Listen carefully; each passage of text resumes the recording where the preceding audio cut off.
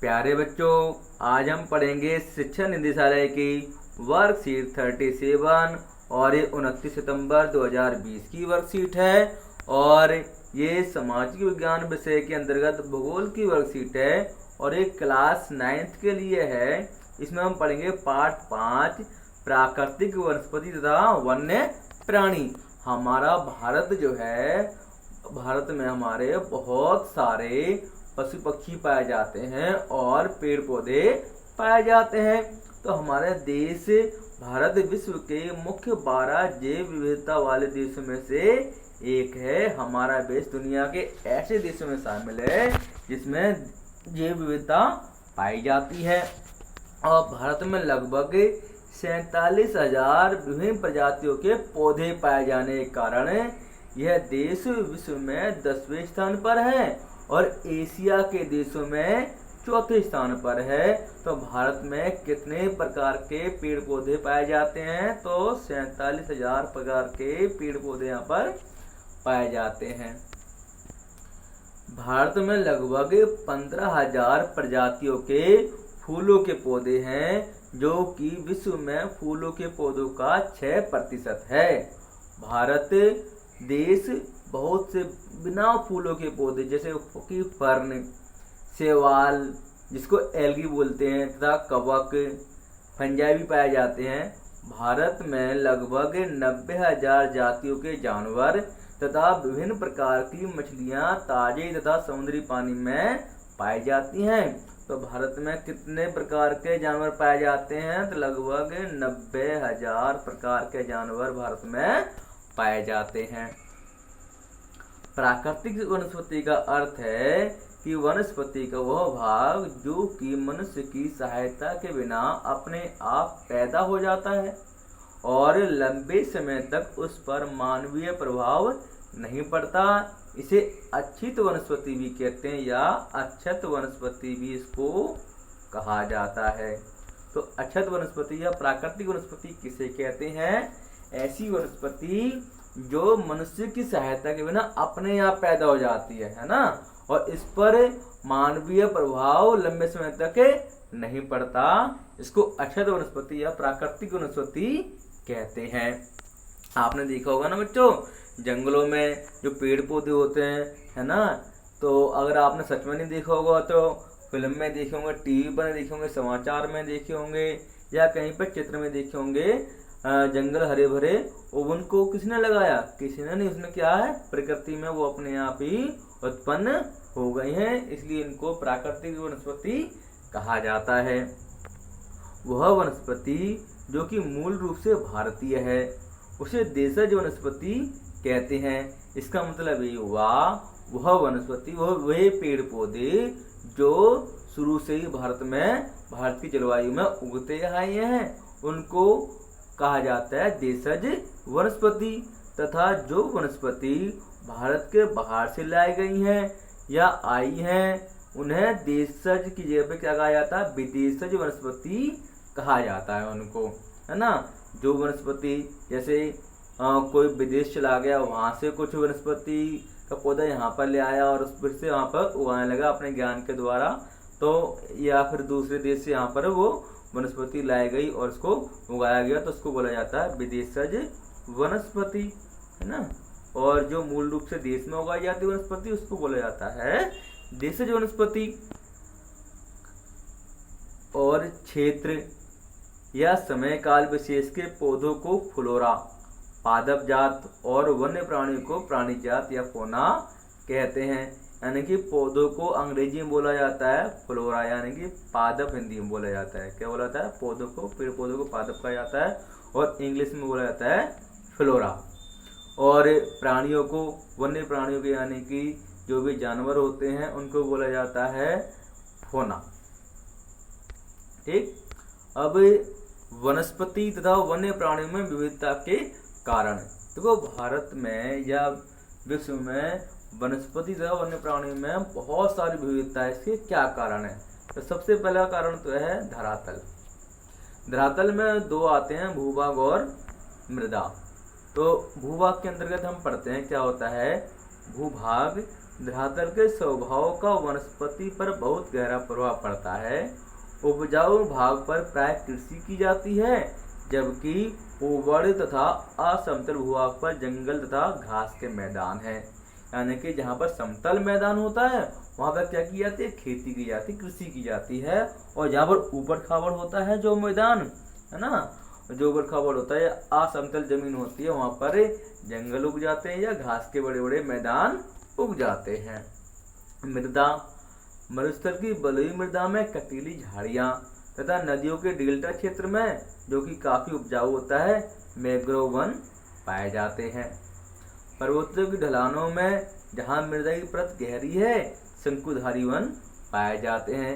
जहाँ पर्वत होते हैं ना भाई, पर्वत के ढलान में क्या होता है, मृदा की परत जो काफी गहरी होती है, तो वहाँ पर शंकुधारी वन पाए जाते हैं। अब जलवायु के बारे में पढ़ लेते हैं। जलवायु का भी वनस्पति तथा वन्य प्राणियों पर प्रभाव देखने को मिलता है। जलवायु, इसमें तापमान है ना, वनस्पति की विविधता तथा विशेषताएं तापमान और वायु की नमी पर भी निर्भर करती हैं। तापमान का अत्यधिक कम होना या अत्यधिक बढ़ना प्राय वनस्पति के लिए प्रतिकूल होता है। यानी कि जहाँ पर तापमान बढ़ता है और या घटता है तो उसका प्रभाव वहाँ के पेड़ पौधों पर और जानवरों पर पड़ता है। सूर्य का प्रकाश, किसी स्थान पर सूर्य के प्रकाश का समय वाके अंशांश, समुद्र तल से ऊंचाई व ऋतु पर निर्भर करता है। प्रकाश अधिक मिलने पर वृक्ष जल्दी बढ़ते हैं। यानी कि जहाँ पर सूर्य का प्रकाश जिन पौधों को ज्यादा मिलता है वो जल्दी बढ़ते हैं।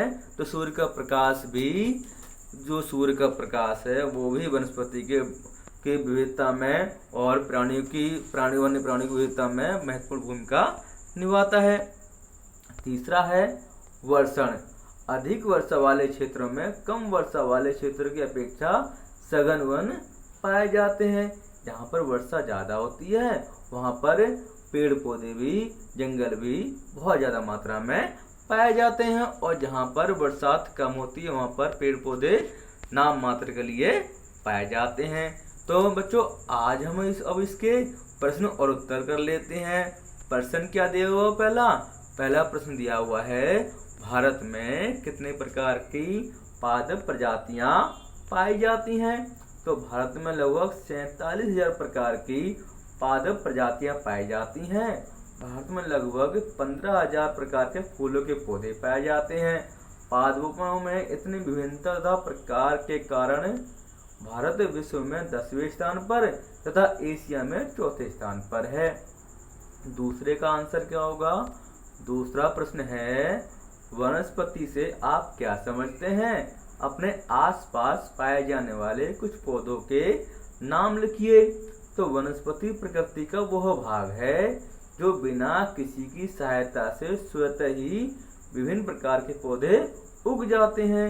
इस प्रकार विभिन्न प्रकार के पादपों की प्रजातियां उत्पन्न हो जाती हैं जो एक वनस्पति श्रृंखला का रूप ले लेते हैं। हमारे आसपास तुलसी, घृतकुमारी, मेहंदी, कनेर, गुलतुर्रा, गंधराज, हरसिंगार, मूलतः कलिहारी आदि पौधे पाए जाते हैं। अब तीसरा प्रश्न पूछा है, अक्षित वनस्पति किसे कहते हैं? यह आपके द्वारा गमलों में उगाए पौधों से किस प्रकार भिन्न है? आपने जो गमले में पौधे लगाते हो ना, वो अक्षित वनस्पति से किस प्रकार अलग है बताना है। तो पहले देख लेते हैं अक्षित वनस्पति किसे कहते हैं। वनस्पति को वह भाग जो कि मनुष्य की सहायता के बिना अपने आप पैदा होता है और लंबे समय तक उस पर मानवीय प्रभाव नहीं पड़ता, उसे अक्षित वनस्पति या अक्षत वनस्पति कहते हैं।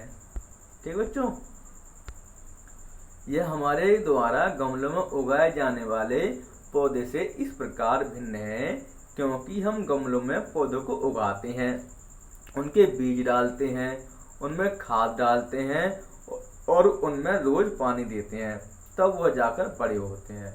लेकिन यह अक्षत वनस्पति अपने आप पैदा होती है और अपने आप से ही वृद्धि करती है। अब बच्चों अगला प्रश्न है चौथा, किन्हीं दो देशज और विदेशी वनस्पति के उदाहरण दीजिए। तो देशज वनस्पति कौन से हैं? नीम और बरगद, यानी कि मूल रूप से नीम और बरगद जो है भारतीय जलवायु में ही उगते आई हैं। और विदेशज वनस्पति क्या है? चाय और रबड़। चाय और रबड़ जो है विदेश से लाकर यहाँ पर उगाया गया है इनको, इसलिए इनको विदेशज वनस्पति कहा जाता है। पांचवा प्रश्न है, वनस्पति तथा वन्य प्राणी में विविधता के क्या कारण है? तो वनस्पति तथा वन्य प्राणी में विविधता के कारण निम्नलिखित हैं। धरातल, अभी हमने पढ़ा ना बच्चों कि भूभाग उपजाऊ भाग पर प्राय कृषि की जाती है, जबकि ऊबड़ खाबड़ तथा असमतल भूभागों पर जंगल तथा घास के मैदान उग जाते हैं। मृदा, मरुस्थल की बलुई मृदा में कटीली झाड़ियां तथा नदियों के डेल्टा क्षेत्र में मैंग्रोव वन पाए जाते हैं, जबकि समतल भूमि पर कई प्रकार के पेड़ पौधे पाए जाते हैं। जलवायु, जलवायु तापमान आता है इसके अंतर्गत। तापमान वनस्पति की विविधता तथा विशेषताएं तापमान और वायु की नमी पर भी निर्भर करती हैं। तापमान का अत्यधिक कम होना या अत्यधिक बढ़ना प्राय वनस्पति के लिए प्रतिकूल होता है। सूर्य का प्रकाश, किसी स्थान पर सूर्य के प्रकाश का समय वहां के अक्षांश, समुद्र तल से ऊंचाई व ऋतु यानी कि मौसम पर निर्भर करता है।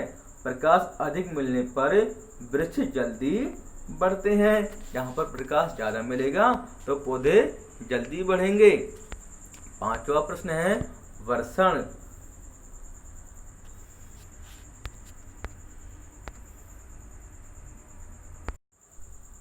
अगला है वर्षण। अधिक वर्षा वाले क्षेत्रों में कम वर्षा वाले क्षेत्रों की अपेक्षा सघन वन पाए जाते हैं। जहाँ पर ज्यादा बरसात होती है वहाँ पर वन ज्यादा पाए जाते हैं, पेड़ पौधे ज्यादा पाए जाते हैं। जहाँ पर कम वर्षा होती है वहाँ पर पेड़ पौधे बहुत कम पाए जाते हैं। तो बच्चों अब इस वीडियो को लाइक कर दीजिए, अपने दोस्तों में शेयर कर दीजिए और चैनल को सब्सक्राइब कर दीजिए। Thank you.